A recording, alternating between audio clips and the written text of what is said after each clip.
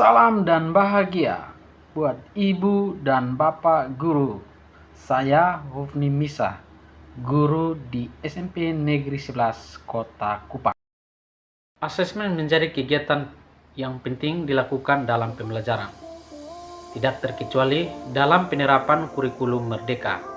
Asesmen berfungsi untuk mengetahui kebutuhan belajar serta perkembangan dan pencapaian hasil belajar peserta didik. Namun, sayangnya pelaksanaan asesmen belum bisa dimanfaatkan sebagai umpan balik untuk perbaikan pembelajaran, karena belum dimanfaatkan sebagai umpan balik untuk perbaikan.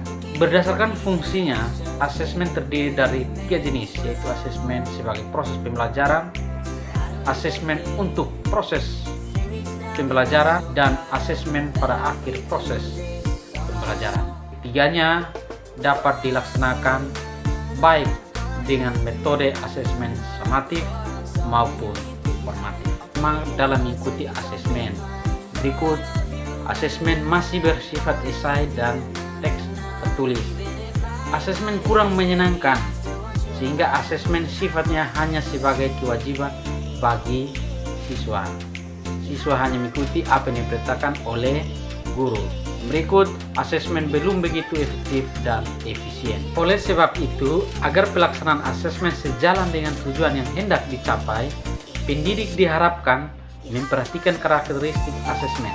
Salah satunya penggunaan media digital dalam proses asesmen seperti Kahoot. Kahoot merupakan salah satu alternatif pilihan dari berbagai macam media pembelajaran interaktif yang menjadikan proses pembelajaran menjadi menyenangkan dan tidak membosankan, baik bagi peserta didik maupun bagi pengajar.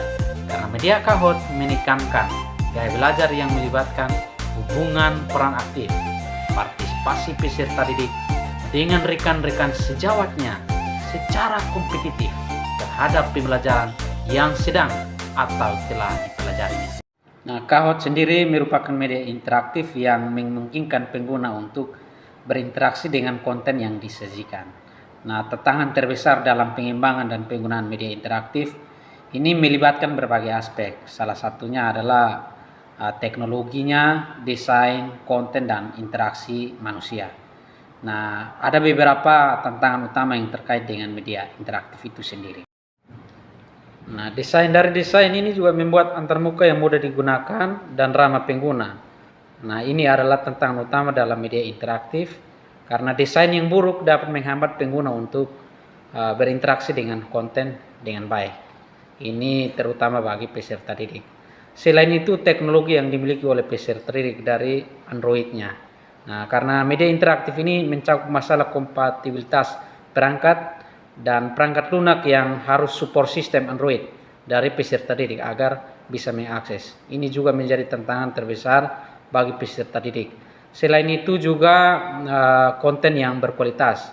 Ini menciptakan konten interaktif yang relevan, informatif, dan menarik adalah tantangan besar, karena konten harus menyediakan nilai tambah bagi pengguna, bukan menggunakan Kahoot hanya sebagai suatu media hiburan atau tampilan yang menarik saja, tapi harus betul-betul membuat siswa menjadi lebih aktif. Selain itu, kinerja ini juga memastikan media interaktif dapat dan dengan mudah diakses dengan lancar dan memiliki kinerja yang baik bagi para peserta didik dalam berbagai keadaan, di mana kondisi tempat dalam menggunakan media interaktif atau internet ini juga menjadi tantangan terbesar. Selain itu, media interaktif juga perlu terus diperbarui dan terus ditingkatkan sesuai dengan umpan balik pengguna dan perkembangan teknologi. Karena kita tahu bahwa peserta didik ini juga kadang jenuh, sehingga kita harus bekerja, dan apa yang menjadi penting buat suatu perbaikan. Selain itu juga tantangan terbesar di sini adalah pembiayaan, karena data siswa yang harus terus ada untuk bisa mengakses aplikasi Kahoot ini, sehingga ini juga menjadi tantangan karena kebetulan di sini juga kita lebih menggunakan data atau wifi sekolah untuk siswa bisa mengakses secara gratis Kahoot ini karena menggunakan wifi sekolah. Kahoot adalah platform permainan kuis berbasis daring yang dapat digunakan dalam konteks pembelajaran di kelas. Nah, ini adalah alat yang sangat populer dan sangat membantu pendidik untuk membuat suatu pengalaman pembelajaran yang lebih interaktif dan menyenangkan. Nah, perlu diketahui ada beberapa aksi penggunaan Kahoot di dalam kelas. Yang pertama, Anda dapat membuat kuis secara interaktif menggunakan Kahoot untuk menguji seberapa jauh pemahaman siswa terhadap suatu materi setelah selesai pembelajaran. Nah, siswa dapat berpartisipasi dalam kuis tersebut melalui perangkat mereka sendiri, seperti menggunakan HP mereka sendiri. Nah, kebetulan saya menggunakan laptop dalam penggunaan kuis interaktif ini. Nah, ini dapat berlangsung dan mereka dapat menjawab soal secara benar atau salah di HP mereka sendiri menggunakan aplikasi Kahoot. Yang berikut, hal ini juga dapat merangsang minat siswa dan memotivasi mereka untuk memahami materi pembelajaran. Dan sejauh ini kuis ini sebagai suatu tinjauan untuk mempresentasikan materi, dan hal ini dapat membantu siswa untuk mengingat dan memahami konsep-konsep kunci. Yang berikut, penggunaan media Kahoot ini saya menggunakan true and false dan kadang menggunakan beberapa pilihan ganda sehingga memungkinkan siswa untuk memiliki jawaban yang tepat dari beberapa pilihan yang saya sediakan. Nah, ini bisa membantu siswa untuk berpikir kritis dan memecahkan masalah. Selain daripada itu, keterlibatan dalam penggunaan aplikasi Kahoot adalah memungkinkan siswa untuk terlibat secara langsung dalam pembelajaran. Yang berikut, di mana siswa dapat bersaing satu sama lain untuk memperoleh atau mendapatkan skor yang tertinggi. Nah, hal ini membuat pembelajaran lebih menyenangkan karena siswa akan lebih kompetitif dalam tim atau kelompok. Nah, sering saya membuat dalam kelompok dan kadang tertentu ada hal yang saya buat dalam individu. Nah, hal ini juga membuat mode permainan ini lebih membutuhkan kerjasama siswa dalam sebuah permainan tim. Dan yang berikut, hasil analisis Kahoot ini juga sangat berguna untuk kita dapat melihat bagaimana siswa menjawab setiap pertanyaan. Dan di sini kita juga dapat melihat seberapa banyak siswa yang menjawab dengan benar dan di mana siswa dimungkinkan untuk mengalami sebuah transisi pembelajaran yang dari monoton lebih kepada sebuah interaktif. Dan hal ini juga dapat membantu kebutuhan peserta didik dan mudah membantu peserta didik untuk mempelajari materi itu sendiri di dalam permainan.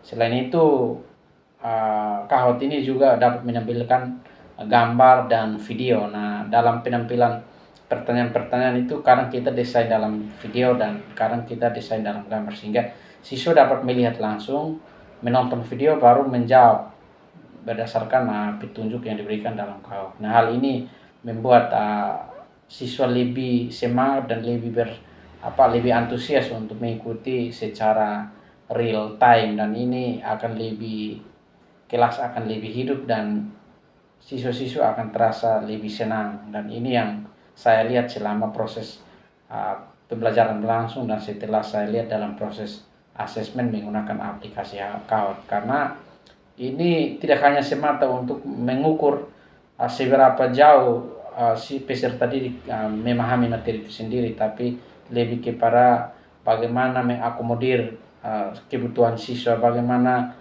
membuat siswa mengikuti asesmen ini dengan penuh semangat, riang gembira, dan ini yang saya mampu terapkan dalam pembelajaran yang saya laksanakan, terutama pada pembelajaran prakarya. Kahoot adalah alat yang serbaguna dan dapat digunakan dalam berbagai macam mata pelajaran dan tingkatan pendidikan. Hal ini sangat membantu dan menciptakan suatu pembelajaran yang lebih interaktif dan menyenangkan bagi siswa.